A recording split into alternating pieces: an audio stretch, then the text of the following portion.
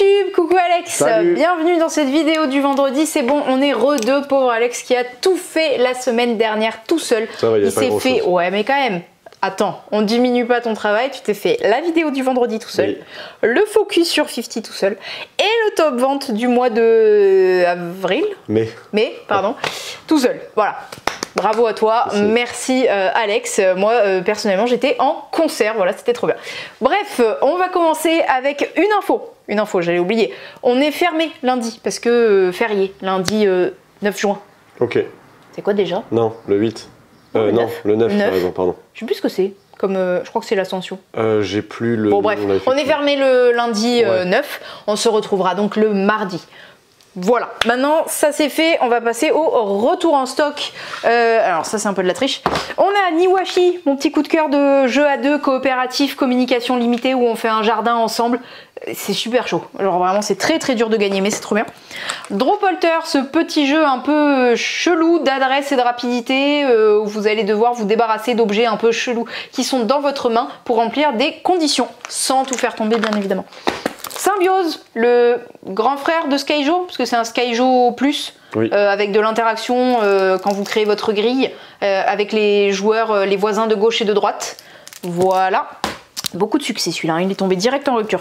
Château Blanc, après ça, pouf, troisième rupture au moins. Sûrement, oui. Il est de retour, voilà, ce nommé Asdor Expert de 2024. Il est de retour en stock, le gros jeu expert, dans une petite boîte de pose ouvriers, de combos et de dés, je crois. Oui.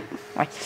Et le Let's Go to Japan, ce jeu de programmation où vous programmez votre voyage au Japon. Beaucoup de retours en stock Japon. J'ai mis un petit truc, c'est pas un retour en stock, c'est un peu une triche, c'est une sorte de nouveauté, mais pas vraiment. Qu'est-ce que c'est donc? C'est ceci. Non, ce n'est pas Let's Summon Demons. Non, ce n'est pas Don't Talk to Stranger. Non, ce n'est pas Let's Dig to Treasure for Treasure. C'est les trois en même temps. Voilà, vous avez une boîte, un pack avec les trois dedans. C'est stylé, c'est stylé. Voilà, c'est 46,90 €. Sachant qu'une boîte seule, c'est 20 balles. Voilà, c'est une bonne affaire. C'est bon. On va pouvoir passer aux nouveautés. Hop. Non, j'ai pas fini de donner toutes les infos, c'est pas encore le moment des nouveautés. Nous avons un super focus en fin de vidéo, un focus que j'attendais depuis tellement longtemps parce que c'est Everdell Duo. Voilà, vous allez le découvrir dans cette en fin de vidéo et ou dimanche quand la vidéo dédiée focus sortira. Merci à Matago, merci à Thomas aussi de nous avoir prêté leur boîte. Ils nous l'ont prêté il y a longtemps en anglais, mais on a dû attendre d'avoir le feu vert pour pouvoir vous en parler. On a la boîte en français cette fois, donc je suis trop contente. Voilà. Qu'est-ce que donc que les nouveautés cette semaine? Nous avons un nouveau micro-game. C'est un duel, c'est à partir de 10 ans pour 2 personnes du coup, parce que c'est un duel. 15 minutes de partie, c'est un jeu de Choxian je ne sais pas. Illustré par Yann Moussu. Bon, c'est plutôt cool. Dancing Queen, vous allez être dans les années disco. Vous allez créer un dance floor et vous allez incarner 2 équipes de danseurs. Et vous allez essayer de gagner et être les plus stylés. Ok? Comment ça va se passer? Déjà, le but c'est de gagner 4 trophées. Voilà, le premier à avoir gagné 4 trophées gagne la partie.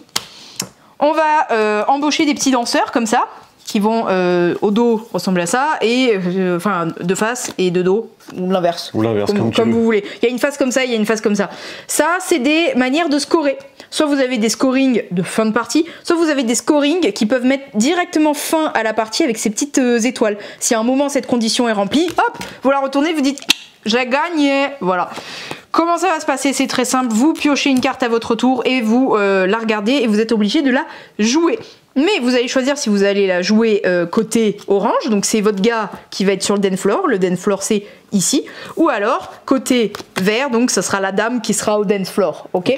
Et du coup, c'est que ça qui va être pris en compte, c'est cette condition-là de scoring, sachant que ce truc là que je vous ai dit c'est immédiatement en fin de partie et vous gagnez, c'est que si c'est votre danseur principal. Vous aurez donc un danseur principal ici et après tous les autres ça va être vos danseurs secondaires que vous allez mettre ici. Vous pouvez en avoir que jusqu'à 4. Voilà. Ok. Vous pouvez donc quand vous piochez, soit le mettre en danseur secondaire, soit remplacer votre danseur principal et le mettre dans le sens que vous voulez, et lui va devenir un danseur secondaire. Sachant que au fur et à mesure, on va faire le petit dance floor comme ça, et vous ne pourrez mettre des danseurs secondaires qu'en face d'autres danseurs secondaires. Voilà. Là, par exemple, je pourrais pas la mettre ici. Il faut forcément que lui, le pauvre, il est solitaire, je lui donne quelqu'un pour danser avec. Ok. J'ai le droit de regarder mes cartes quand je veux dans la partie. Pas un jeu de mémoire. Non, en plus quand même, alors vous avez un récap de tous les trucs là, What is Love, Spice Up Your Life, etc. Vous avez un petit récap de qu'est-ce que c'est exactement les petits symboles quoi. Sachant que vous avez ce petit machin là, quand vous jouez cette carte, vous avez le droit de pivoter n'importe quelle carte sur le dance floor sauf le danseur principal adverse. Mais vous pouvez pivoter votre gonze ici, ou même en face, hop, si ça vous arrange, et voilà. Et une fois qu'on a pivoté, là on peut voir s'il y a une condition de fin de partie. Vous pouvez pas le faire avant d'avoir pivoté, ni le voisin. C'est une fois que tout pivot, si on joue, on dit c'est bon, j'ai fait mon pivot, ou c'est bon, j'ai pas de pivot à faire. Là, on check si on remplit une condition de victoire immédiate de notre danseur principal. Donc, à votre tour, vous piochez, vous jouez, soit remplacement de principal, soit un secondaire. Quand vous piochez, vous passez la petite boule à facettes à votre adversaire. La boule à facettes, c'est au cas où, quand une fin de partie normale, que je vais vous expliquer, s'il y a une égalité, c'est ça qui coupe l'égalité, c'est lui le gagnant. Sachant que soit vous gagnez grâce à lui, soit la fin de partie, c'est quand les deux ont passé. Voilà, parce que vous avez trop de gonzes devant vous, l'équipe elle est pleine, ou que vous voulez pas piocher de nouveau parce que votre petit combo il est plutôt cool, etc., etc. Quand les deux ont passé, là on révèle et on va compter les petits scorings des gens. Voilà. Donc par exemple ici c'est, je ne sais pas. C'est qui là? Shake It Off. Il est où? C'est un orange. C'est côté orange, donc c'est dans le récap des oranges. Shake It Off. Votre adversaire a un nombre pair de cartes en jeu. Voilà. Adversaire. C'est là un nombre de cartes paires. Il en a 3. Il en a 3, c'est ballot. Hein. Donc ça veut dire que s'il avait 2, vous auriez 1 point. S'il en avait 4, vous auriez 3 points. Ok. Voilà. Vous avez le jeu Dancing Queen. C'est parti, c'est à toi. Bonjour, bonjour, bonsoir, bonjour, bonne joueuse.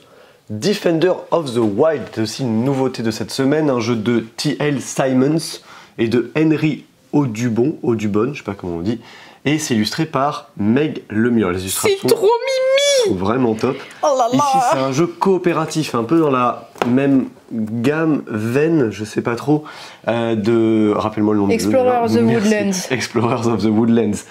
C'est quand même très différent, mais une espèce de vibe comme ça, avec des petits animaux, un peu de matos. Ouais, puis surtout une petite boîte où il y a masse de matos. Ah ouais, elle est super lourde en vrai. Beaucoup de cartes. Regardez cette épaisseur. Un plateau comme ça qui ressemble un peu à Catan, mais ça n'a rien à voir avec Catan. Vous avez masse de tuiles, vous avez plein de matos, c'est très cool. C'est un jeu coopératif pour 1 à 4 joueurs, 14 ans et plus, parce qu'il y a quand même pas mal d'informations, pas mal de textes, pas mal de règles. Et puis mettre 1 heure de partie. Je pense qu'en fonction du nombre de joueurs, ça peut croître un peu plus. L'idée, c'est qu'en fait, on joue des petits animaux dans la forêt, et en fait, dans cette forêt, il y a des espèces d'usines, il y a des mechas en fait qui fabriquent des choses, et en fait, tout ça, ça pollue, et c'est pas cool. Nous, on va essayer de redorer un petit peu la forêt, on va essayer de virer toute cette pollution. Réensauvager. Réensauvager, exactement. Tout ça va se faire à base, notamment, d'actions durant son tour, donc notamment l'intérêt étant de se déplacer à différents endroits pour virer les mechas, c'est ce que vous voyez ici.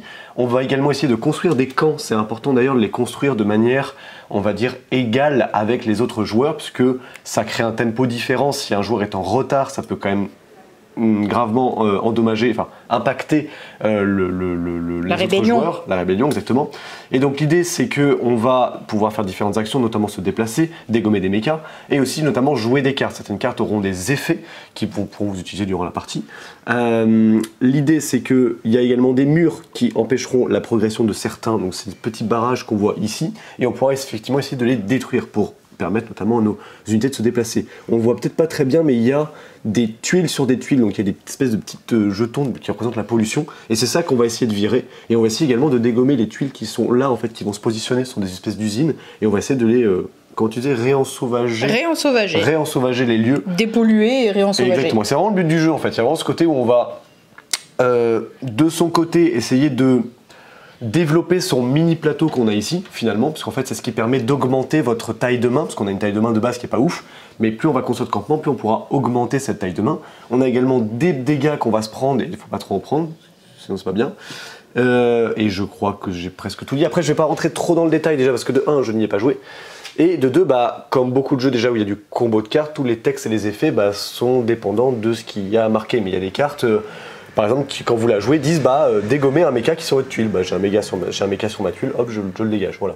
C'est plein d'effets simples, pas très complexes, mais il y a quand même cette dose de complexité, de richesse de jeu que l'on retrouvait dans Explorer of the Woodlands. Merci, à chaque fois, il y a toujours un mot que j'ai pas. Soit c'est Explorer, soit c'est Woodlands que j'ai pas. Du coup, je crois que c'était un peu plus familial, Explorer of the Woodlands. Un peu plus. Ouais, et il y avait quand même, il y avait de la campagne. C'était presque un dungeon crawler, mais dans la forêt. C'est ça. Là, on est moins sur ça. Là, on est plus sur du... Là, en plus, je crois que l'histoire, c'est que de base, on est tous des clans très différents qui avions des animosités les uns avec les autres, mais que face à la menace, bah, on est obligé de faire écho, non, je sais pas, de se tenir la main, quoi, et de faire face. Ok. Voilà. Ça me fait penser, on dirait un peu une espèce de multivers de route. Tu sais, oui, grave, hein. Quand je l'avais vu, je suis genre, bibou. Mais oui, contre la marquise, c'est vrai. Autre multivers pour route. Tu sais, route où on va aller chercher du sel. Ah bon? Non, pas du tout. On a reçu Salton Sea. Qu'est-ce que donc que ça? Salton Sea plutôt. Parce que Salton, ça veut rien dire. Salton Sea, un jeu de David Bernal illustré par Amelia Sales. Un jeu pour 1 à 4 joueurs. 120 minutes la partie, alors je pense qu'ils veulent dire plutôt 20 minutes par joueur ou 30 minutes par joueur, ça va dépendre de la personne avec qui vous jouez ou des personnes avec qui vous jouez. C'est de l'expert. 14 ans et plus évidemment, c'est du Yellow Expert, donc comme pour Château Blanc, comme pour Cathédrale Rouge, c'est des gros jeux, bonne réflexion. Temps de jeu relativement restreint pour un jeu finalement expert, mais chez Yellow c'est un peu la marque de fabrique dans la gamme de chez Yellow Expert, c'est que finalement on a un gros jeu dans une petite boîte. Pareil ici, je vais un peu frôler les règles parce que déjà en termes de thématique c'est assez étrange, je ne me suis pas approfondi trop sur le sujet, c'est un jeu essentiellement de gestion de ressources. On gère son entreprise qui va forer, qui va faire une exploitation mais écologique et respectueuse d'une denrée qui est... le sel, si, je crois que c'est le... Oui c'est ça, il y a de la saumure. Non, extraction de lithium. Voilà. D'accord, le lithium bien sûr. Le lithium pour produire de l'énergie géothermique qui est techniquement plus écolo. Ça c'est une des ressources effectivement qu'on va devoir gérer dans le jeu en fait. Sur votre plateau personnel, donc votre plateau personnel ressemble à ça, et les 3 ressources qu'on a ici, en fait, c'est les 3 ressources qu'on va devoir gérer. Et en fait, là, c'est votre entrepôt, c'est des petites tuiles, vous allez essayer de les améliorer pour pouvoir stocker les différentes ressources, parce que produire c'est bien, trouver des ressources c'est cool, mais si vous pouvez pas les stocker, ça sert à rien. Tu vas y jouer toi en plus, hein? Je vais y jouer la semaine prochaine, donc si vous voulez plus d'informations la semaine prochaine, j'y jouerai. J'ai vraiment très hâte, parce que c'est un jeu qui me hype beaucoup, pas spécialement pour cette thématique, que je trouve assez cool, mais notamment pour plein de petits points importants que je trouve déjà très cool dans tous les jeux de board building. Ici vous allez avoir des cartes que vous allez récupérer, que vous allez placer là pour permettre de forer, foreuse que vous allez devoir utiliser à bon escient entre guillemets, parce que ici votre foreuse elle a une capacité on va dire d'utilisation, si elle arrive à un certain niveau d'utilisation elle est endommagée, elle ne peut plus être utilisée, donc vous pouvez plus forer, donc vous avez plus de ressources, etc. Il va falloir essayer de la réparer. La plupart des actions que vous aurez sur votre plateau certes, mais il y a des actions qui seront embellies, qui seront plus intéressantes via des cartes. Ce que je trouve hyper intéressant sur le marché de cartes, c'est qu'en fait vous avez 3 lignes, 3 rivières de cartes, une rivière à 1$, une à 3 et une à 5, et en fait le dos des cartes ici vaut 1$, ici vaut 3, ici vaut 5. Et en fait, ça, c'est votre monnaie aussi du jeu. C'est-à-dire que durant la partie, quand vous récupérez des cartes, si vous voulez acheter quelque chose pour X raison, bah du coup, vous allez devoir utiliser les cartes que vous avez en main. Cartes qui sont aussi des actions. Donc, à vous de voir ce que vous voulez faire, comment utiliser vos cartes, soit pour de l'argent, soit du coup pour des actions. Sachant qu'apparemment, enfin je dis apparemment parce que moi j'ai regardé beaucoup de vidéos et j'essaie de imprégner un maximum d'informations, notamment sur des retours de partie, l'argent c'est vraiment le nerf de la guerre dans ce jeu. Si vous n'avez pas d'argent, vous foutez à rien. Donc il va falloir... C'est le nerf de la guerre de toute entreprise. Un petit peu. Du coup, c'est thématique. C'est du coup assez thématique. Ici, on a un plateau principal sur lequel il y a 3 pistes sur lesquelles on pourra faire monter une espèce de petit curseur qui va rendre intéressante un petit peu le profil de l'entreprise. Et en fait, cette entreprise-là, ou ces entreprises-là, elles vous proposent, entre guillemets, des... Alors on va avoir des contrats qu'on va récupérer ici qui sont liés notamment à différentes entreprises, à différents gains aussi possibles, mais les entreprises aussi, elles, ont des ressources privilégiées que vous allez pouvoir vendre pour gagner de l'argent. D'où l'intérêt de gérer vos ressources ici pour les vendre au plus offrant. Et donc plus vous allez, à chaque fois que vous allez vendre, ce petit curseur-là va avancer et donc va donner un peu de l'attrait et notamment va vous permettre de gagner des bonus en fonction de son avancée. Je crois qu'il y avait de la recherche aussi, il y avait une dimension de recherche, j'ai cru lire ça à un moment. Alors les recherches, pour moi, je crois que c'est ce qu'il y a au-dessus, ou c'est ce qui est là en fait. Et ça, c'est une action qui permet d'aller récupérer des cartes qui vous permettent de faire d'autres, alors qui sont en fait aussi liés à des contrats, et qui permettent de faire aussi d'autres actions. Mais je suis pas rentré plus dans le détail que ça, parce qu'en fait, comme tout bon jeu expert, tout est très entremêlé, et que quand je donne une information, elle est entremêlée à une autre action, qui va être rebondir sur une autre action. Compliqué de vous résumer Salton Sea, en sachant que c'est essentiellement un jeu de coups de gestion de ressources, de gestion de cartes, de board building, et puis Il n'y a pas de pose d'ouvrier un peu pour choisir ses actions? C'est de la pose d'ouvrier parce qu'on a également une zone d'ouvriers sur laquelle on va aller récupérer les ouvriers et les placer sur différentes actions. Mais les actions, on peut l'avoir aussi par le biais des cartes. Mais la plupart des cartes, de toute façon, quand vous les jouez, vous demandent un ouvrier pour être joué. Donc finalement, on est sur un jeu de pose d'ouvrier, gestion de cartes, gestion de ressources. Finalement, tout ce qu'on aime dans les jeux experts. Et je ne vais pas trop m'étendre sur le sujet. Par contre, je pourrais vous en dire beaucoup plus lorsque j'y aurai joué. Les informations seront certainement beaucoup plus claires. C'est à moi. Actu JDR. Ici, nous avons la trilogie de Ronin. Alors, pour ceux, peut-être que ça dit quelque chose, il y a eu un petit jeu, genre un petit livre comme ça, qui s'appelait Ronin. Il avait eu beaucoup de succès. Il est tombé en rupture, et paf, il y a une grande version. Et bien en fait, c'est une trilogie parce que l'auteur, donc Thiago Junges, je ne sais pas, a fait en fait 3 livres, un sur un Ronin, un samouraï et un shinobi. En gros. Nous, on n'a eu que le Ronin en France. En tout cas, nous, notre fournisseur nous avait proposé que lui. Mais en gros, là, vous allez pouvoir jouer dans ce jeu de rôle solo, dans un Japon féodal, vous allez pouvoir jouer 3 aventures différentes en incarnant du coup les 3 personnages différents. Ils ont vraiment leur setting, leurs intrigues personnelles. Mais vous pouvez jouer une immense histoire, une saga, en enchaînant les histoires. Voilà, c'est un jeu qui demande juste, voilà, vous voyez, un crayon, une gomme et 2 dés à 6 faces de couleurs différentes. Et bam, vous lancez dans l'histoire. Plutôt stylé, et vous voyez, il y a même des Némésis, bien évidemment. Alors Sohei, je crois que c'est le samouraï, il me semble. Ah bon, on dirait un shinobi. Ouais, tu penses? Peut-être. Attends, parce qu'il doit avoir les 3 chapitres du coup. Ronin, ok. Donc ce chevalier déchu, hein. Hop, le shinobi, tu vois. Ah, c'est lui le shinobi. Shinobi, et donc j'avais raison. En plus, de toute façon, c'est super bien fait. Regardez, hop, ça c'est l'histoire de Shinobi. C'est type merveilleux. Et Sohei, normalement, c'est un samouraï. D'accord. De ce qui me semble. Voilà, c'est la seconde extension pour le jeu Ronin. Voilà. C'est un moine soldat. C'est un prêtre guerrier qui chasse les yokai, les esprits et créatures fantastiques du folklore japonais. Rien à voir avec un samouraï. Non. Voyons Alice, qu'est-ce que tu dis comme caca? Voilà. Donc ça, c'était la trilogie Ronin. Nous avons un petit supplément pour les chroniques oubliées. Fantasy, c'est le chemin de la contrition. C'est un petit scénario, une aventure pour un groupe de 4 à 5 PJ de niveau 1 à 2. Vous avez dedans ce qu'il faut pour jouer directement. Enfin, pour jouer, non, il vous faut quand même l'équipement. Mais voilà, vous avez toutes les infos pour les PNJ que vous allez croiser, etc. L'histoire, c'est quoi? Elle est plutôt marrante. Votre groupe de héros va escorter 2 aspirants magiciens. Et en fait, pour pouvoir rentrer dans l'académie de magie, ils doivent faire une sorte de pèlerinage où ils vont devoir aller voir toutes les personnes à qui ils ont fait des sales coups, qu'ils ont lésés, avec qui ils n'ont pas été gentils dans leur vie, pour aller s'excuser. Voilà, c'est vous faites les gardes du corps et les médiateurs aussi un peu, parce qu'il va y avoir forcément du drama. Il y a des gens qui sont plus ou moins enclins à pardonner, hein, ce qu'on peut comprendre. Ok, et nous avons Sigil and Shadow, un jeu de rôle de fantasy urbaine et d'horreur occulte. Ça se fait avec un système de dés 100 alors je l'ai jamais joué, mais de tout ce que j'ai lu, c'est apparemment un système plutôt léger. Et de toute façon, dans ce jeu de rôle, ils disent bien qu'ils font la part belle à la narration plutôt qu'à la mécanique et au lancer de dés. Vous allez plutôt décrire ce que vos personnages font plutôt que comment ils le font. Qu'est-ce que c'est l'univers? C'est une dimension miroir de notre monde à nous, mais dans un univers du coup un peu d'horreur et d'occulte, où vous allez jouer des sortes de gars un peu illuminés. Alors c'est soit des humains, soit des monstres, et vous allez en fait lutter contre la montée de forces surnaturelles pas gentilles. Voilà, c'est beaucoup sur... voilà, hein, c'est très joyeux, c'est très très joyeux. Ça fait vraiment flipper. Moi, je ne pourrais pas jouer à ce JDR parce que je suis une fragile. Je suis une vraie flippette. Voilà. Oh là là là là, j'ai peur. Allez, je repose. On enchaîne. On a également reçu Après vous. Après vous, c'est un jeu de chez Merle Éditions. C'est un jeu de Quentin Lameran, illustré par Tex.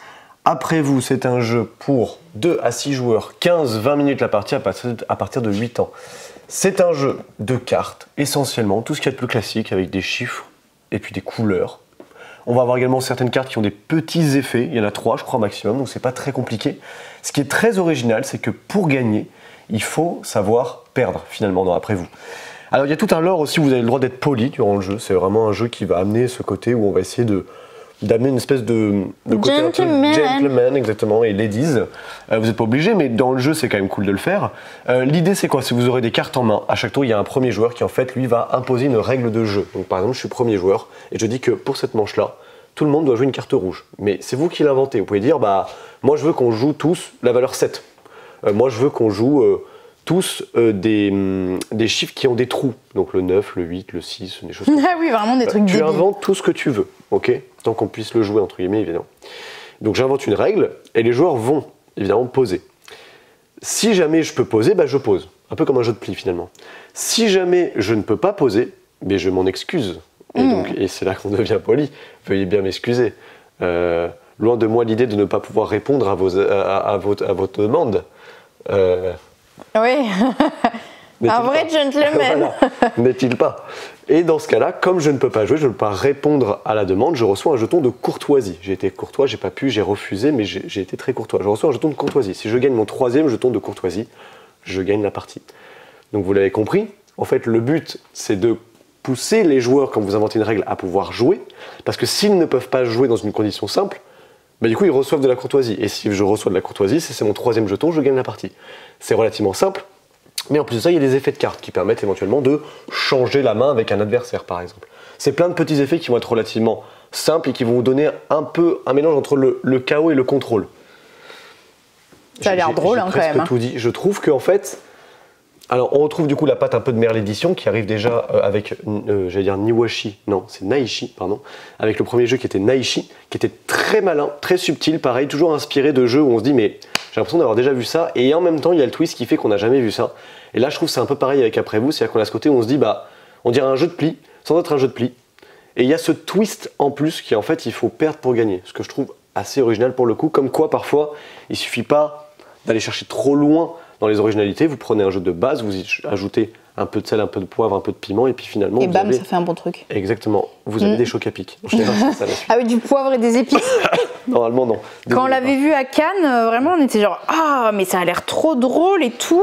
Oui, en tout cas, la thématique est cool. Le fait d'être poli et le fait d'être courtois vous donne en fait la possibilité de gagner.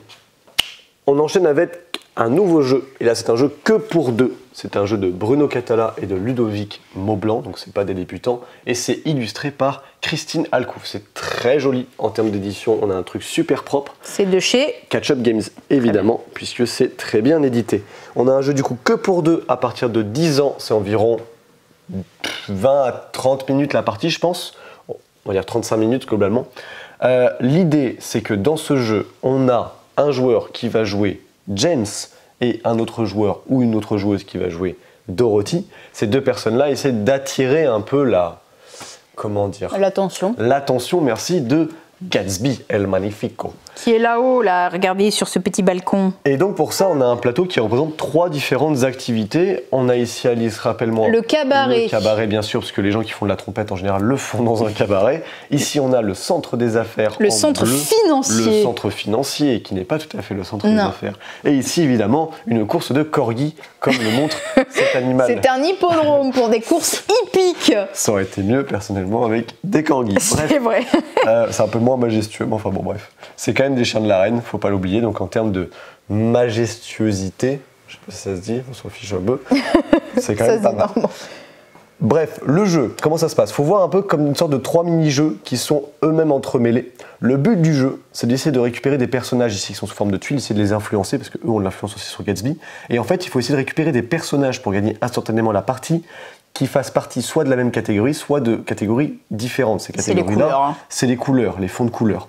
En fait, si je récupère 3 tuiles de la même couleur, je gagne immédiatement la partie. Si je récupère, autre possibilité de gain de partie, immédiate, si je récupère une tuile de chaque famille différente, donc noir, bleu, violet, rouge et jaune, je gagne également instantanément la partie. Hop, je mets ça là. Autre possibilité, si jamais personne n'y arrive, les étoiles sont du prestige et c'est ça qui permettra de gagner la partie en cas d'égalité ou de non-possibilité de fin de partie immédiate. Je vais vous expliquer rapidement comment se passe un tour. En bas du plateau, on a 4 emplacements bien précis. Il y en a 2 autres qui sont un peu spécifiques, j'y viendrai après. 4 emplacements ici qui en fait définissent les actions qu'on va faire lors de son tour. On a un jeton ici que le premier joueur va récupérer. Si je joue James, je le pose comme ça. Si je joue Dorothy, hop, je le retourne pour indiquer que c'est moi qui ai joué.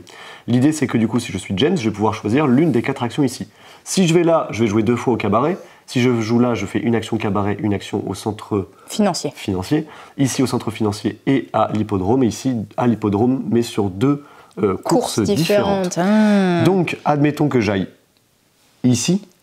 Je vais faire 2 actions cabaret. Au cabaret, qu'est-ce qu'on y fait? En fait, on va y placer aussi des petits jetons de notre couleur. Moi, je suis James. L'action du cabaret me permet de poser un jeton adjacent à n'importe quel autre jeton. Donc, je pourrais me placer ici, je peux me placer ici, je peux me placer ici. C'est toujours orthogonalement, évidemment. Quand je recouvre une espèce d'action comme ceci, eh ben, j'applique l'effet. Là, entre autres, le pointage du doigt, c'est pour indiquer en fait que je pointe une action pour mon adversaire. Il sera obligé de jouer telle action. C'est plutôt contraignant et ça, c'est le genre de jeu que j'aime bien. Je ne sais pas si c'est la marque un peu de Catala, parce qu'en général, il aime bien mettre des petits trucs un peu fourbes et un petit peu contraignants pour les adversaires. Ça, j'aime beaucoup. On y retrouve le côté un peu abstrait. Là, on peut consulter notamment des personnages et intervertir leur position. Oui, parce que là, par exemple, ils sont planqués, ceux-là. Ouais, là, ils sont planqués. Notamment, je pourrais les consulter et intervertir. Mais je peux aussi intervertir 2 personnages visibles et ou face cachée, bref. Ici, ça permet d'intervertir la place de 2 pions. Ça peut être sur ce plateau-là, mais non, c'est que sur ce plateau-là. Non, ça peut être sur un autre plateau aussi également. Sur là ou sur ici.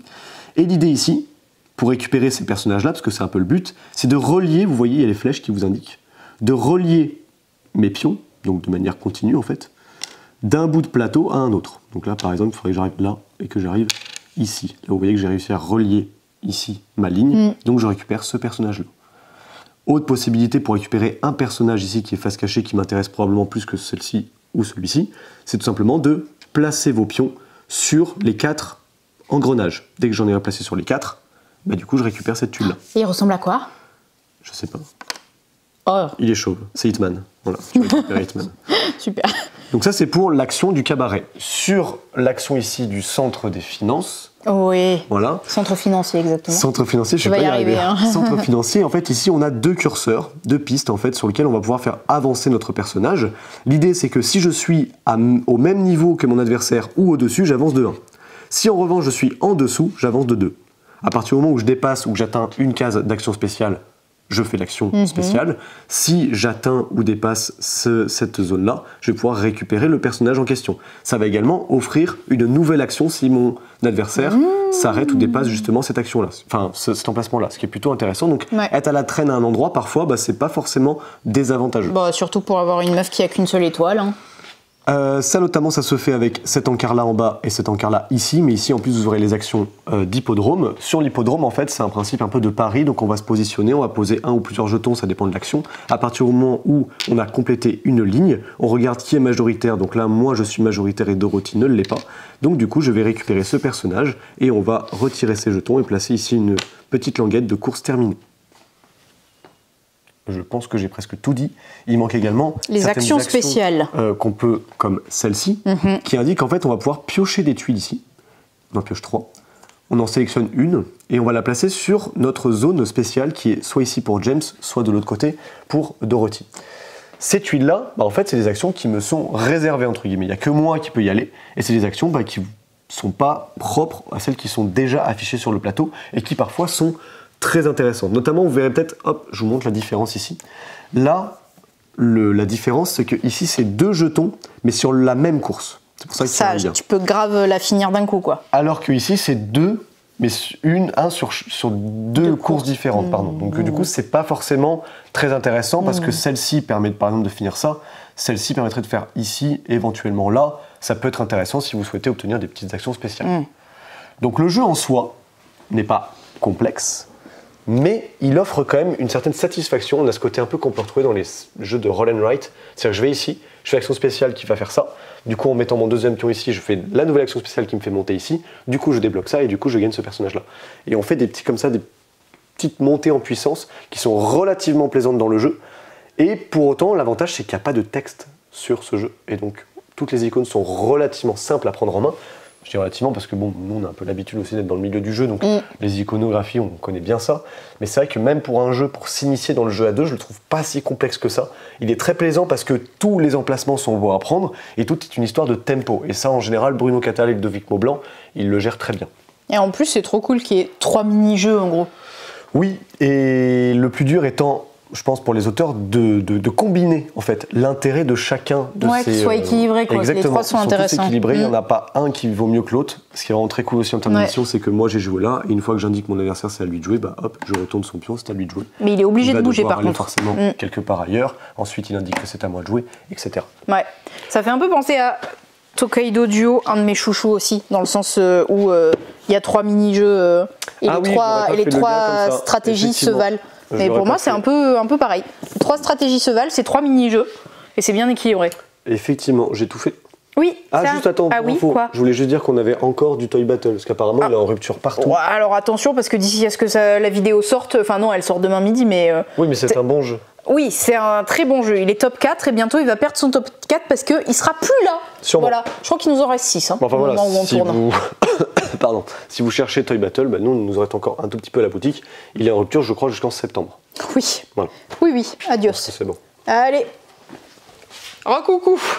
Alors, on continue chez les enfants avec Kikikri. Kikikri, c'est un jeu de Jonathan Favre Godal et Corentin Lebras. C'est illustré par Pauline Berdal. C'est un jeu de chez Space Cow.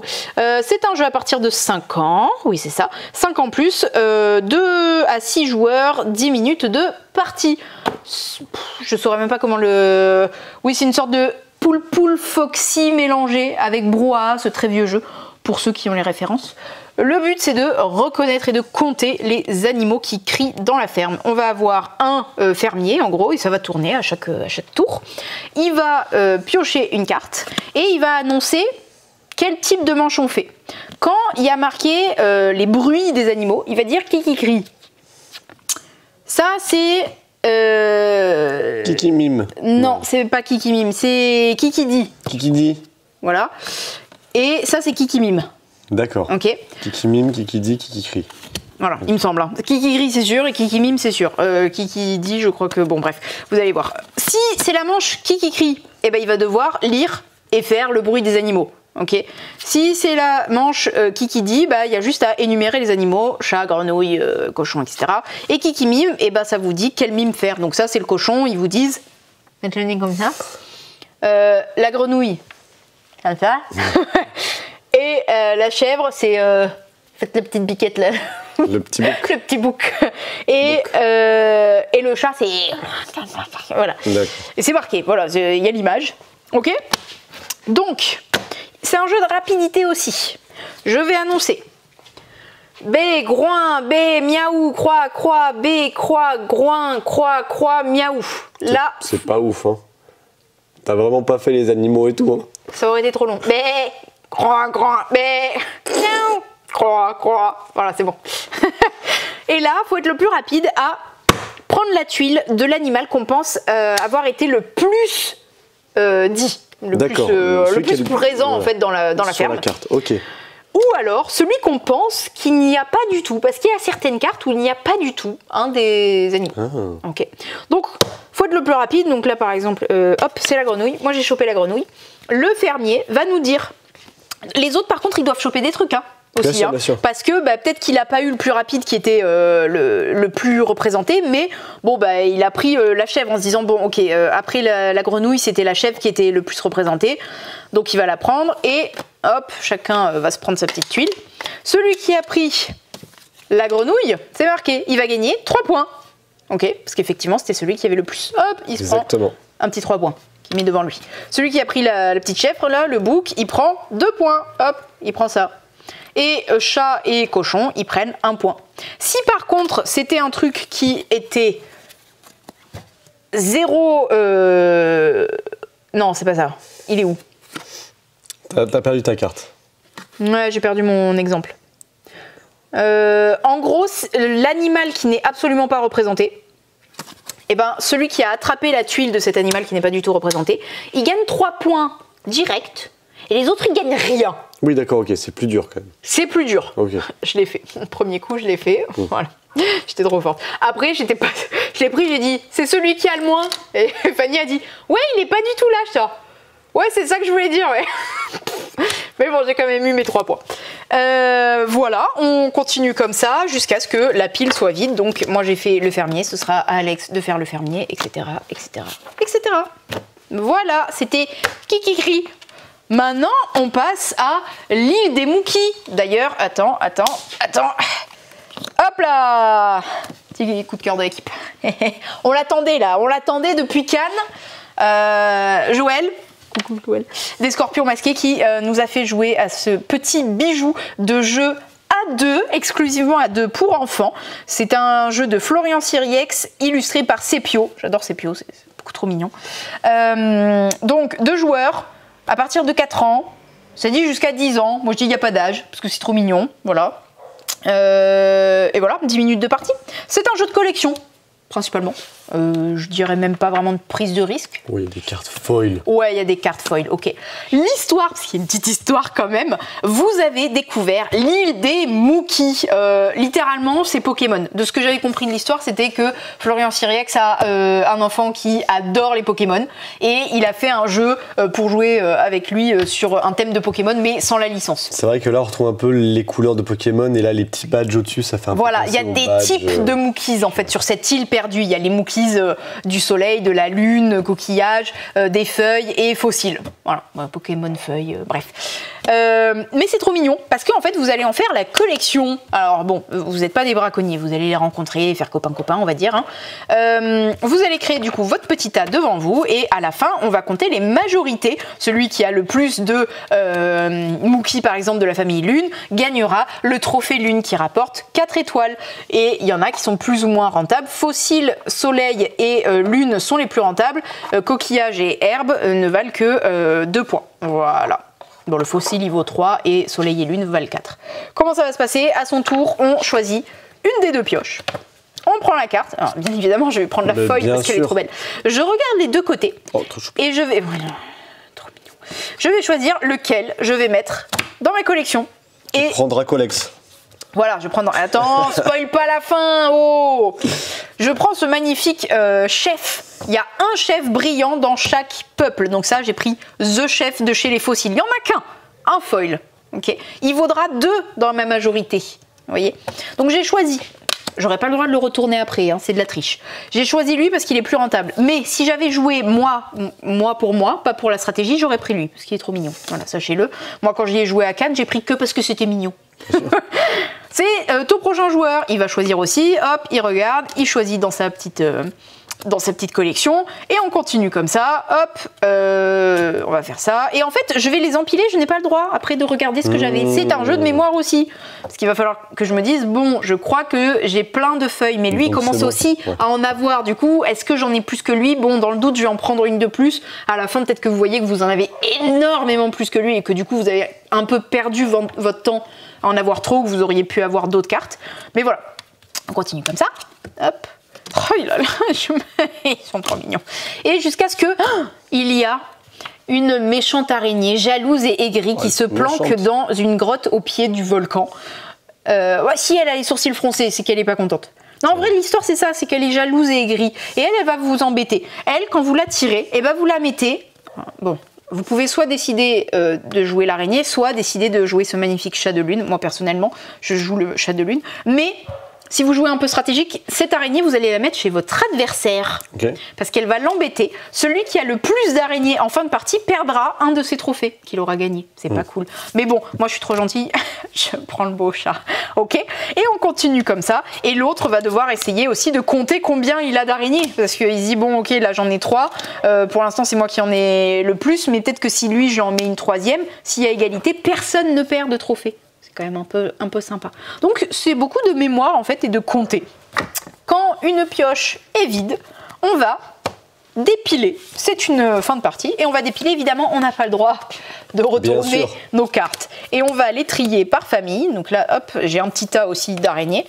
Hop, et on va voir qui est majoritaire dans quelle famille. Si je suis majoritaire, je prends le petit trophée associé. Hop, on va dire que je suis majoritaire dans ceux-là. Et je suis peut-être majoritaire aussi en araignée. À ce moment-là, je perds un trophée. J'ai quand même le droit de choisir lequel. Et je suis pas trop bête, je vais perdre un qui rapporte moins de points, c'est-à-dire pas le fossile. Voilà. Et je le remets. Voilà. Et si on a des égalités aussi dans les familles, quoi, pour gagner les trophées, personne ne gagne le trophée. Okay. C'est assez cool parce que c'est personne gagne ou personne perd, quoi. C'est assez égalitaire. Voilà, ça c'est le jeu. Il est ultra agréable. Moi j'y joue vraiment que pour la mignonnerie, parce que je meurs rien que de la mignonnerie. Même les araignées, sachez que je suis une arachnophobe aiguë, vraiment très très fort.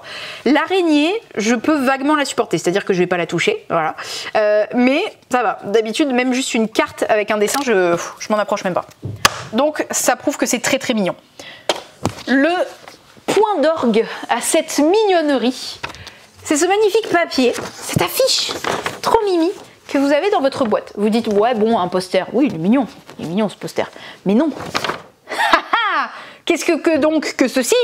Eh bien, à chaque fin de votre partie, chaque joueur va pouvoir donner un nom à 3 Mookie qui n'a pas déjà un nom, et donc l'écrire en dessous. Ok. Et bien là, vous vous faites plaisir, vous allez nommer vos Pokémon finalement. Alors moi, j'en avais trouvé un à l'époque, c'était quoi? C'était lui, je crois que je l'avais appelé Ralatouf. Mais après, vous pouvez mettre des trucs bien plus mignons. Hein. Voilà. Triomur. Triomur? Bah, c'est un trio de murs. Ah, elles sont vénères, okay, hein, mais. C'est un trio piqueur, mais de murs, donc triomur. Ok, d'accord. Un trio piqueur de murs? J'ai entendu un autre mot. Là, il y a quoi? Il y a un cobra avec une couronne? Ouais, ou des cornes de taureau. Ok. Cobra corne?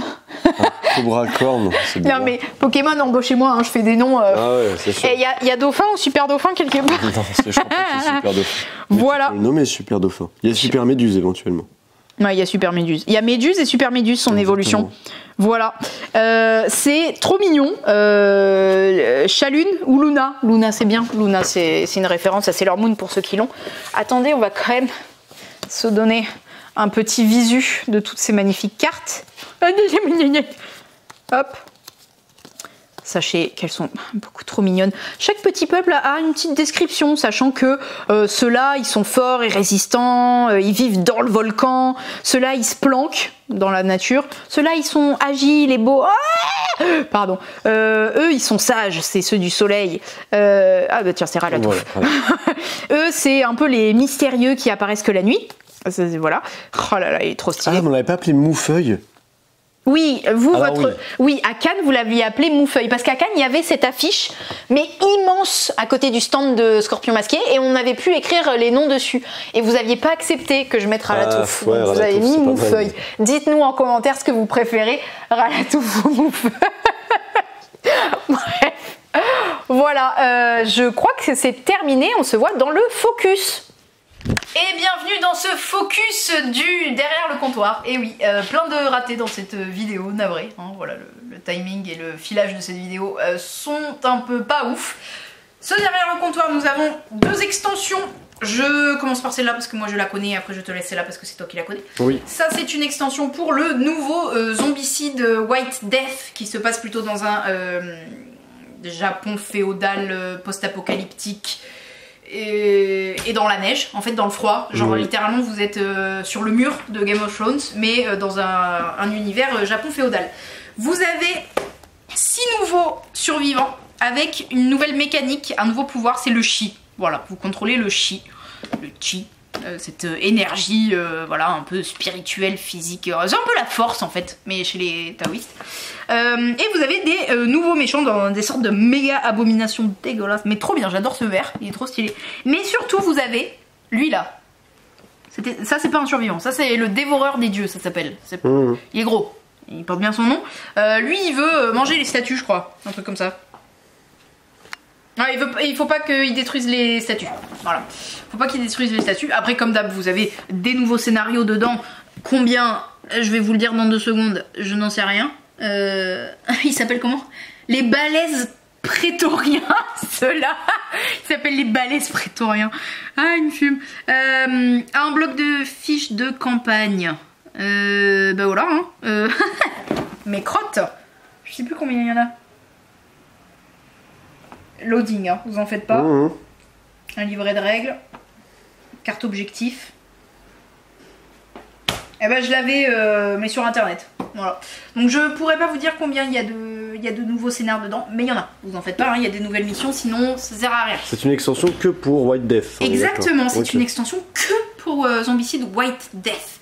Sachant que, pour ceux qui ont la ref, Alex dit que ça c'est Ang, Vénère, ça c'est Azula, et ça c'est Wukong. Bon après, Wukong c'est un vrai personnage de la mythologie chinoise. Hein. Oui. Voilà, toi tu parlais juste du Wukong dans League of Legends. Entre autres. Voilà. Voilà, dites-nous en commentaire si vous les connaissez, ceux qu'on vient de citer, ou si vous trouvez que ça a des ressemblances avec d'autres personnages. Autre extension, ça c'est toi qui parles, mon petit chou. L'extension commandant de Pirates de Maracaibo. Pirates de Maracaibo, c'est une version autre de Maracaibo, le jeu tout court, mais c'est le même auteur, c'est Alexander Pfifter. Dans Pirates de Maracaibo, vous gérez un peu votre bateau, vous allez chercher des trésors, vous allez explorer un peu les îles alentours pour marquer le plus de points de victoire. Là, ce qui est cool dans cette extension, c'est que ça ajoute notamment de l'asymétrie. Vous allez avoir des pirates, vous allez en choisir 2 au début de la partie. Vous allez en garder un face visible pour ses capacités, ses différents pouvoirs, et l'autre, vous le retournez face cachée, ce qui va offrir une espèce de plan de jeu qui va être notamment des bonus que vous allez débloquer avec des forts. Maintenant, il y a des forts sur les îles que vous allez tenter d'attaquer, mais pas avec des sabres, comme d'habitude avec les raids. On va les attaquer avec des canons. Et les canons, du coup, c'est une espèce d'amélioration de vos cubes que vous avez débloqués durant la partie. Canons qui vous servent à réduire la force des forts, qui ont une force de base, et il va falloir essayer d'utiliser les canons pour attaquer des forces qui donnent beaucoup de points de victoire, notamment. Et les forts permettent de débloquer des bonus. Autre plus, en fait, c'est qu'on a une mécanique avec du rhum, donc on peut récupérer du rhum pour également débloquer différents bonus, et on va également avoir de nouvelles cartes qui sont tout aussi fortes que celles qu'on trouve dans le jeu de base. Voilà, donc des cartes en plus, de la symétrie, des petits combos à droite à gauche, des forts, du rhum, de quoi passer de belles minutes de jeu dans ce super jeu Pirates de Maracaibo. 10 missions. Très bien. Voilà. Internet est notre ami, sachez-le. Maintenant, nous avons des nouveautés TCG. Beaucoup. Non, pas Final Fantasy et non pas One Piece. Ça s'appelle des avant-premières. Nous n'avons pas d'avant-première parce que nous ne faisons pas de jeux sur place. Voilà, c'est pour ça que beaucoup de gens nous le demandent. C'est normal que vous en trouviez ailleurs avant nous. C'est des endroits qui organisent du jeu sur place. Donc eux, ils ont droit à des avant-premières. Pas nous. Mais nous avons quand même pas mal de choses. Ok. On a le nouveau chapitre de Lorcana, le chapitre 8. Ouais, c'est ça. Saison 8, le règne de Jafar, donc les petits boosters avec 3 magnifiques petites couvertures de boosters. Voilà. Moi j'ai déjà eu celui-là, sachez-le. Oui, j'ai déjà ouvert quelques boosters. On a les 2 decks de démarrage, donc nous avons Bruno et Tiana, non en vrai c'est surtout Ambre Améthyste, et ici Mulan Stitch c'est Ruby Acier, voilà. Sachez que ça c'est une enchantée, je ne l'ai pas eu donc j'ai les nerfs, mais j'ai quand même eu la carte classique et elle est trop stylée.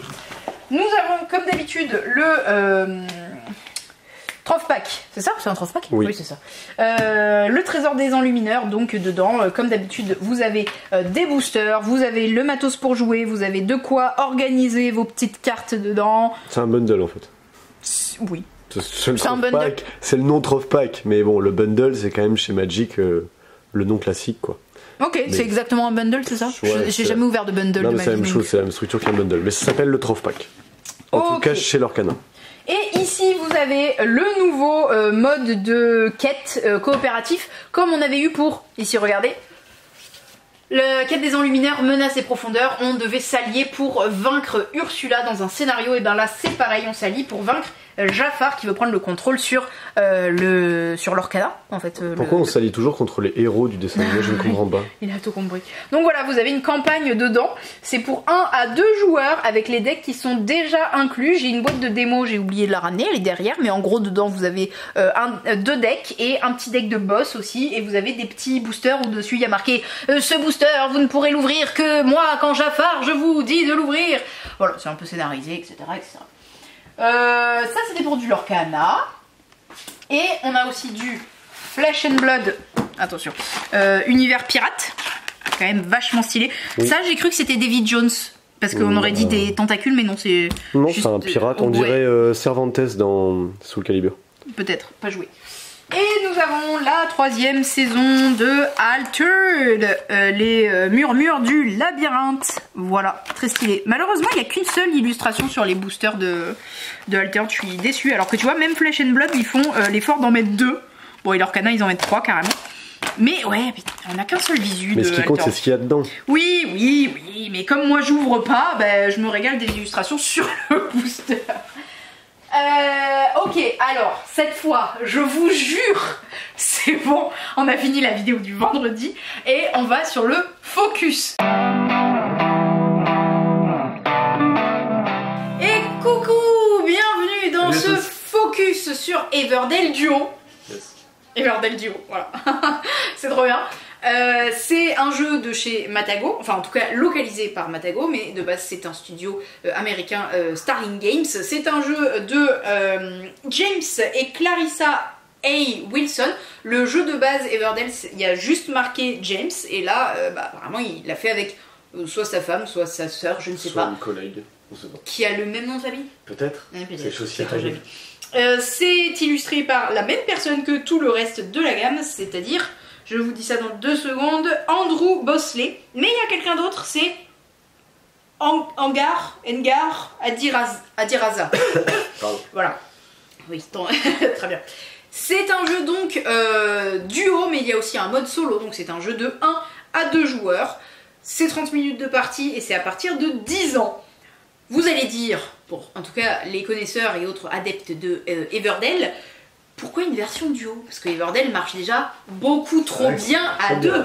Hein, c'est trop bien Everdell à 2. Et ben, j'avoue, quand moi on me l'a annoncé, je dis parce que je suis une collectionneuse de la gamme Everdell. Sachez que c'est mon jeu favori de toute ma vie. Encore à ce jour indétrôné. Et je me suis dit, ouais, bon, je vais l'acheter parce que bon, c'est Everdell. Mais, je me suis dit, duo, duel, bon. Non, déjà, duel, il apporte des nouveautés vraiment, genre, énormes. Vraiment, très cool, la version duel. Très contraignant. Ça me fait penser un peu à Spire Crest. Rien à voir, mais tu sais, la sensation de, à la fin, t'es genre, waouh, putain, j'ai pas réussi à faire ce que je voulais. Je trouve ça plus subtil, en fait. Oui, mais voilà, c'est chaud, c'est très chaud. Mais en plus, pour la version solo, vous avez un mode coopératif. Et oui, coopératif. Et là, vous faites, ok, c'est bon. Ok, on prend. Coopératif et aussi possiblement coopératif en campagne. Voilà, on a tout dit. Un duel trop bien qui apporte vraiment des choses différentes. Coop et coop campagne. Solo et solo campagne aussi. Voilà. J'ai pas joué au solo, je crois que toi non plus. Non. Donc on pourra pas vous en parler, la vraie. Mais sachez que ça existe. Déjà, merci beaucoup à Matago de nous avoir prêté leur boîte. Voilà. Très contente, vraiment un grand plaisir. Maintenant je vais laisser l'empereur des règles du jeu parler. Ah, tu veux pas les transmettre? Non, mais c'est bien plus fort que moi. C'est lui qui lit les règles généralement. Alors comment ça fonctionne? Je vais vous expliquer déjà la version compétitive de Everdell Duo. Donc, chose qui va beaucoup changer déjà par rapport au classique, c'est qu'on a 3 ouvriers et qu'on les garde de la première manche jusqu'à la toute dernière. On n'aura pas de en plus ou en moins. On va jouer toujours avec ces 3 ouvriers. La grosse différence, c'est qu'on a un petit plateau ici, on n'a pas d'arbre pour présenter une défausse. On n'en aura pas besoin, mais on a 2 petits jetons ici qui sont importants, qui sont le soleil et la lune. Ici, on a du coup la prairie finalement. Les cartes de la prairie ne sont pas forcément accessibles immédiatement. Le jeton soleil et jeton lune vont avoir un impact sur le fait de jouer des cartes depuis la prairie. Et après, la mécanique de jeu est relativement similaire à Everdell. L'idée, ça va être de faire évidemment le plus de points. Les points, c'est toujours rappelé sur les cartes, sur les objectifs, et c'est des petits jetons qui sont comme ceci. On va construire notre village devant soi, et ce village va accueillir des habitations et des créatures, évidemment.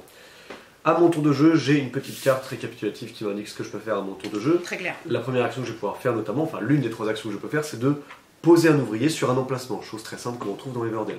Autre action que je peux faire, c'est de jouer une carte donc depuis ma main ou depuis la prairie, moyennant contrainte, je vous expliquerai après. Et sinon, ce que je peux faire, c'est également piocher une carte, soit depuis la prairie, celle que je veux, soit celle-ci, mais je ne sais pas ce que c'est. À tout moment, évidemment, on peut défausser 2 cartes pour récupérer du coup une ressource de son choix.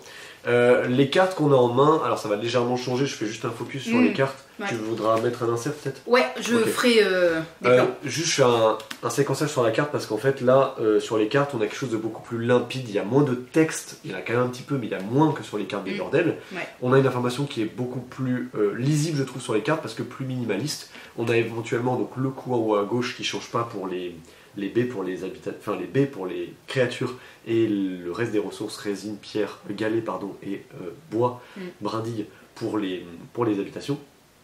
Le type qui est juste à côté du coup du nom en fait du bâtiment qui indique du coup si c'est un bâtiment ou une créature.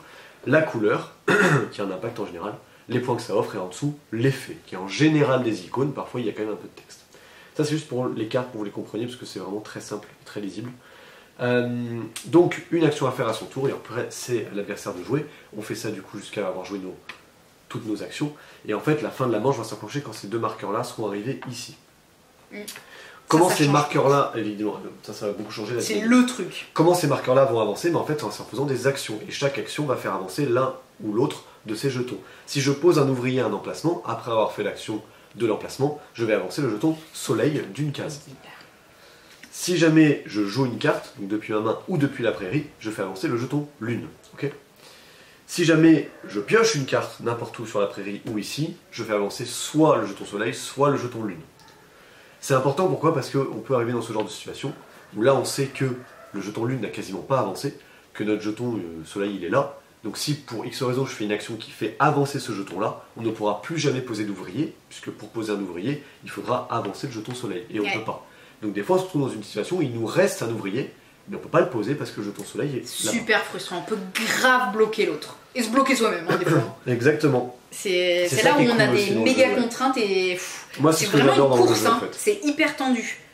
Pour jouer une carte, cartes, comme je disais, jouer une carte ça fait avancer certes le jeton de lune, mais pour jouer une carte depuis la prairie, ou depuis sa main forcément, depuis sa main on s'en fiche, il n'y a pas trop de contraintes si ce n'est qu'il faut les ressources, mais surtout pour jouer une carte depuis la prairie, il faut qu'elle soit, cette carte là, adjacente à l'un des deux jetons, soit le jeton soleil, soit le jeton lune.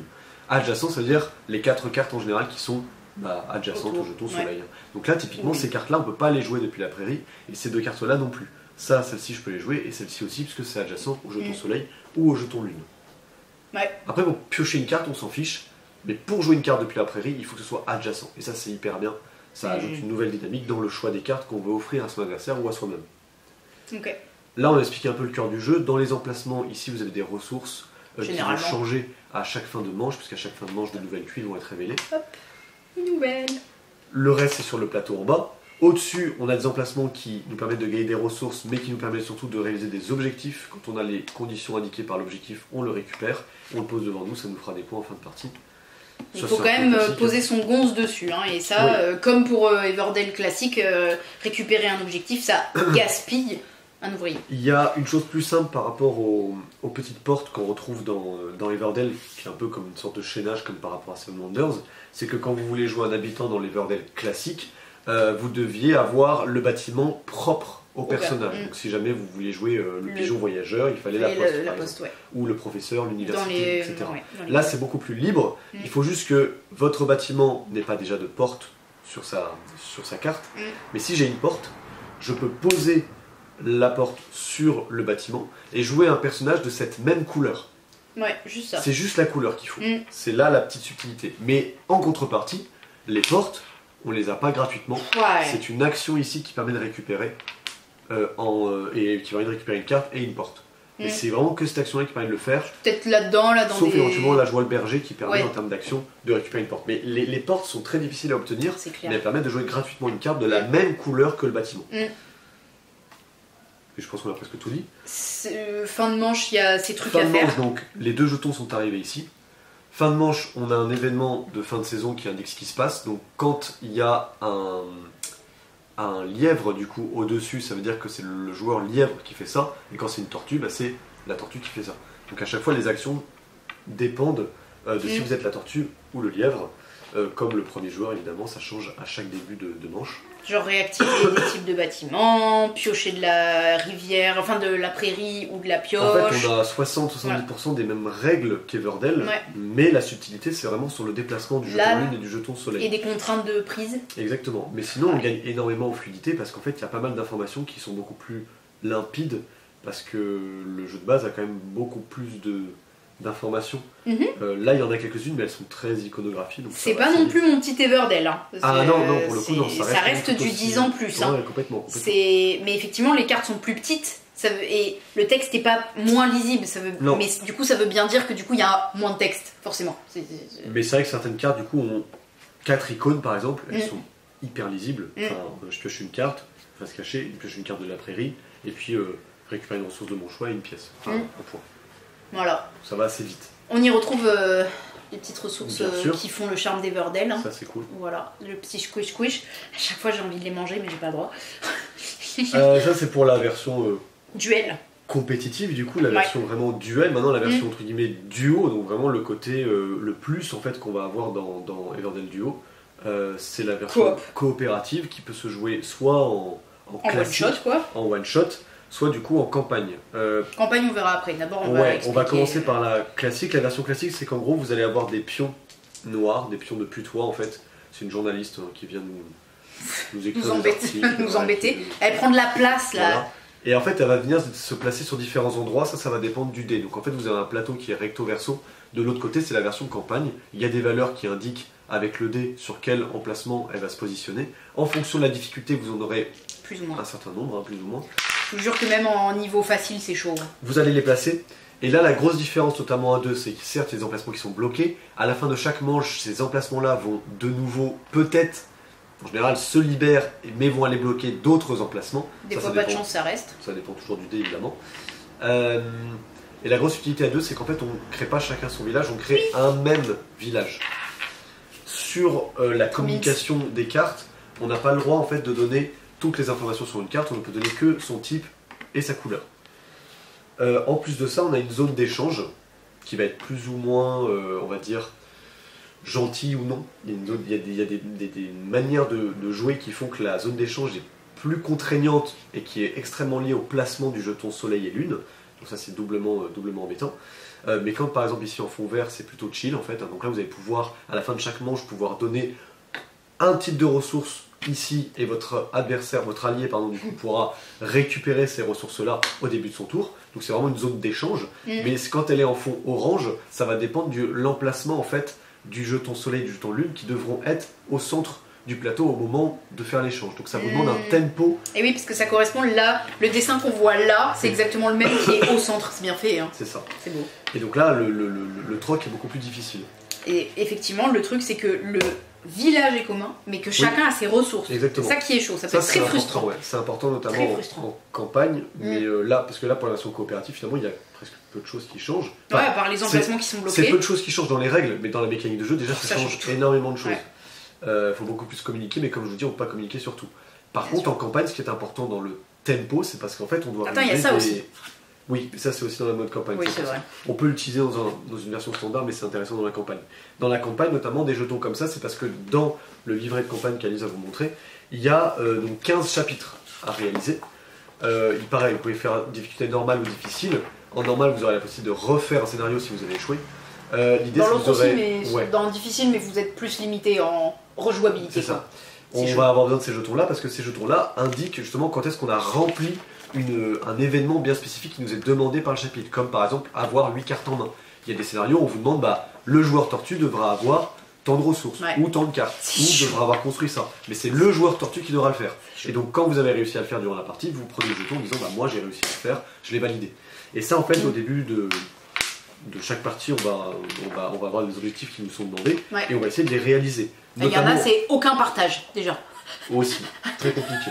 Un objectif qui est important aussi de réaliser, c'est le montant de points de victoire à atteindre minimum, en normal ou en difficile par exemple. Genre 65 points en normal ou 70 en difficile au chapitre 5. Mais pour contrer la difficulté, vous avez 2 outils en plus, notamment la petite montre à gousset en fait, qui nous permet notamment lorsqu'on l'utilise de pouvoir reculer l'un des 2 jetons lune ou soleil, ça donne beaucoup plus de possibilités de jeu.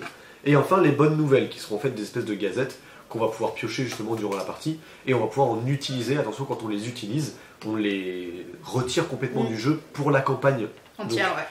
Ce qui est logique. C'est logique, oui. On se raconte une histoire, il va pas se passer 2 fois la même chose, c'est pas les mêmes journaux. Beaucoup, on aura un peu de choix durant la partie, mais attention à les utiliser au bon moment, parce qu'au bout d'un moment, si vous utilisez toutes d'un coup, vous risquez de vous retrouver un peu à poil, entre guillemets, et sans avoir trop les bonnes nouvelles, vous risquez, du moins en les utilisant assez mal, vous risquez de vous retrouver un peu bloqué dans vos chapitres. Je crois qu'en facile, tu peux garder toutes celles que tu n'as pas utilisées, et en difficile, tu peux en garder genre qu'une. C'est ça. Vraiment, le mode facile et difficile, ça change tout, même si déjà en mode facile, c'est hyper chaud. Hyper chaud. Ce qui est trop bien, c'est que déjà dans Everdell, ils avaient fait un petit livret qui racontait vaguement une histoire et tout. Là, du coup, vous avez des vrais chapitres qui racontent vraiment une histoire, donc c'est trop mimes. Voilà, et comme d'hab, vous avez une magnifique illustration. Voilà. Hop, en gros, vous avez la Gazette contre la Racine. C'est les deux. Nous, on joue la Gazette et eux, ils jouent la Racine. C'est ça. Enfin, et puis toi, joue la Racine. Voilà, les montres à gousset, ça fait plus de points si on n'en a pas utilisé en fin de partie. Moi, le truc que j'ai trouvé très cool, la petite notion en plus, je trouve, c'est le dos des règles. Il y a un récap pour ceux qui ont déjà joué dos des règles, pas dos de la campagne. Ah oui, dos des règles, il y a un récap pour les vieux de la vieille, comme ils disent, c'est-à-dire ceux qui connaissent déjà Everdell. Comme il y a des trucs qui changent un petit peu, ils rappellent en disant dans Everdell, vous saviez, vous faisiez comme ça. Dans Everdell Duo, c'est comme ça. Ouais, ça c'est cool. Et ça, je trouve ça très cool parce que il y a ce côté un peu fidélité. C'est-à-dire qu'on sait que vous connaissez la gamme Everdell, il y a des trucs qui changent, on vous les rappelle. Ça, je trouve ça vraiment. Ou même, ça fait même raccourci. Dans le sens où on n'a pas à se retaper toutes les règles. Il y a une jonction exprès pour les connaisseurs. Hop, on vous résume. C'est ça qui change. Ça, je trouve ça plutôt bien. Ça, c'est très cool. Ça, c'est le petit papier. Oui, c'est ça. C'est le papier de suivi de campagne. Voilà. Si vous voulez vous lancer dans une campagne, voilà, vous mettez vos noms de joueurs, le nom de votre ville, vous cochez votre mode. Et là, vous avez les points. Donc après, il faut avoir un minimum de points pour avoir les médailles. Genre 1000 points et plus, c'est bronze. 1250, c'est argent. Et 1500, c'est or. Waouh, ça me paraît tellement chaud! Et voilà. Et derrière, vous avez tout. Vous avez les montres à gousset que vous avez utilisées ou pas. Vous avez victoire ou défaite à entourer. Vous pouvez entourer le rejouer, la date, etc. Donc vraiment, c'est tout bon. Là, 15 chapitres, 15 manches. Et après, vous comptez vos petits points. Donc non, c'est très très bien fait. Moi, j'aime beaucoup. Ça apporte énormément de choses. Le mode campagne, enfin le mode coop et coop campagne. Ça change de fou. Il y a que du plus dans cette boîte en fait. Voilà. Le mode duel, vraiment, tu te dis, bon, Everdell c'est déjà bien en duel. Non, là c'est vraiment fou. Moi je suis frustrée à chaque fin de partie en duel, j'ai envie de la refaire parce que, comme dans Spirecrest, j'arrive vraiment pas à faire tout ce que je veux. Ça se termine hyper vite, ça. Un tour c'est hyper rapide, c'est pour ça qu'une partie c'est 30 minutes max. En fait, on se dit que Everdell de base joue très bien à deux, donc quel est l'intérêt? En fait, une fois qu'on a joué Everdell duo, on se dit, ah ouais, mais en fait non, Everdell à 2 c'est pas si ouf que ça. Ah si, c'est trop bien, mais c'est vraiment une autre sensation. Une fois que t'as joué à celui-là, je trouve que celui-là est plus intéressant. Ah ouais? Personnellement. Ah, moi je sais pas. Si je veux y jouer à 2, je préfère celui-là. Ah ouais? Déjà parce qu'en plus la mise en place est beaucoup plus rapide. Ah oui. On gagne en efficacité et j'ai les mêmes sensations que dans l'autre, mais en plus concentré. Et ça, moi j'avoue, j'ai la frustration en plus, je peux pas la gérer tout le temps, tu vois. Parce qu'en fait, à la fin d'une partie, je suis tellement frustrée. C'est cool, hein, mais du coup, je pourrais pas en enchaîner trop d'affilée. Parce que sinon à la fin je vais être de mauvaise humeur. Parce que je vais être genre j'ai pas réussi tout ce que je veux. Donc c'est trop bien, hein, mais je vais pas m'en enchaîner 14 millions alors que Everdell classique à 2, bon à la fin t'as quand même réussi à faire des trucs, tu vois. Voilà. Mais j'adore hein, celui-là. Mais voilà, c'est pour ceux qui gèrent bien la frustration, y a pas de souci. Ceux qui gèrent moins comme moi, c'est trop bien. Mais attention à la petite dose, sinon après vous êtes de mauvaise humeur. le coop, super dur. Genre dans le sens où c'est pas négatif, mais c'est chaud de fou. C'est un vrai challenge, c'est un vrai défi. Voilà, je pense qu'on a bien fait le tour des règles et de ce que nous on en a pensé en y jouant plusieurs fois.